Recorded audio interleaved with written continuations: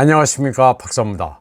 미국 조 바이든 행정부가 젤렌스키에게 코가 껴 질질 끌려가고 있는 이유가 뭔지 단서가 나오는 것 같습니다. 바이든과 헌터 바이든은 이미 알려진 것처럼 우크라이나 부패 스캔들에 예전부터 연루되어 있었습니다. 헌터 바이든은 2016년을 전후해 우크라이나 에너지 회사 브리스모 홀딩스의 이사로 이름만 올리고 봉급을 받아왔습니다. 당시 우크라이나 검찰총장 빅토르 쇼키는 브리스모 홀딩스에 대한 조사에 들어갔습니다. 그러자 오바마 시절 부통령이었던 조 바이든은 당시 우크라이나 대통령 포로셴코에게 전화를 걸어 빅토르 쇼킨 검찰총장을 해임하라고 압박합니다. 조 바이든은 자기 말을 안 들으면 키예프에 대한 10억 달러의 대출을 보류하겠다고 위협해 자기 요구를 관철시켰습니다. 이후 조 바이든은 빅토르 쇼킨이 부패했다고 주장하면서 그 사람을 자기가 제거했다고 무용담처럼 떠들었습니다. 그런데 이와 같은 내막을 잘 알고 있는 우크라이나 전 라다 의원 안드레이 데르카치가 충격적인 폭로를 했습니다. 젤렌스키 정권이 빅토르 쇼킨을 잡아놓고 그를 바이든에 대한 협상 카드로 사용하고 있다는 것이었습니다. 데르카치는 지금 벨라루시에 망명 중입니다.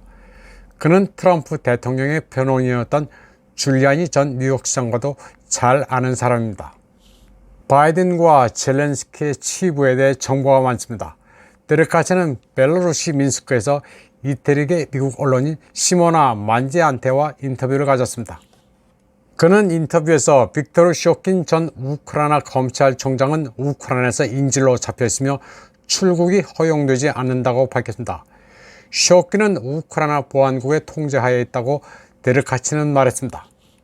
데르카치는 미국 쪽의 바이든과 토니 블링컨, 우크라이나 쪽의 젤렌스키와 예르막 비서실장이 쇼킨의 정부에 관심을 갖고 있다고 말했습니다. 그는 지난해 10월 쇼킨이 미국 의회와 협력하는 두 명의 변호사 제이크 그린버그와 클라크 아브리스크와 접촉했다고 주장했습니다. 데르카치는 또 우크라이나 보안국이 쇼킨이 블링컨과 바이든의 실제 범죄 행위와 바이든 일가 부패에 대해 미국 의회 측 변호사와 나오는 대화를 녹음했다고 말했습니다. 우크라이나 정보장교 출신인 데르카치는 우크라이나 보안국 내부 소식통으로부터 쇼킨의 억류, 감시에 대한 정보를 받았다고 말했습니다. 그리고 그 소식통에 따르면 키예프 정권은 만약의 경우 빅토르 쇼킨을 암살할 계획도 세워놓고 있습니다. 젤렌스키 정권은 쇼킨이 가진 모종의 정보, 즉 바이든 일가의 비리나 토니 블링컨과 관련된 모종의 비리 파일을 가지고 바이든 행정부에 돈 내놔라, 무기 내놔라 하고 집요한 요구를 해온 것 같습니다.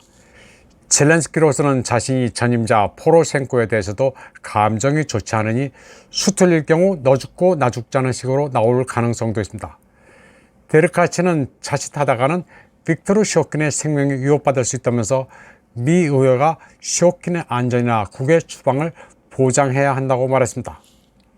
데르카치는 시모나와의 인터뷰에서 장시간 동안 러시아어로 개인적으로 관여했던 부분과 미국 우크라이나 관계의 민감한 부분에 대해 말했습니다. 데르카치는 앞서 2015년부터 2016년까지 바이든과 포로셴코의 전화 내용을 폭로하기도 했습니다. 미국은 2022년 데르카치를 러시아 요원으로 낙인 찍고 2020년 미 대선에 개입했다는 혐의를 씌워 기소했습니다. 젤렌스키도 2023년 1월 그의 우크라이나 시민권을 박탈했습니다. 바이든이 부통령 시절 포로셴코에 전화를 걸어 빅토르 쇼킨 검찰총장을 해임하라고 압박한 것은 이미 널리 알려진 사실입니다. 그런데 이번에 데르카치가 또 이 사안을 흘리는 것을 보면 추가로 폭로될 만한 내용도 많아 보입니다. 이번 방송은 여기까지 하겠습니다. 시청해주신 여러분 감사합니다.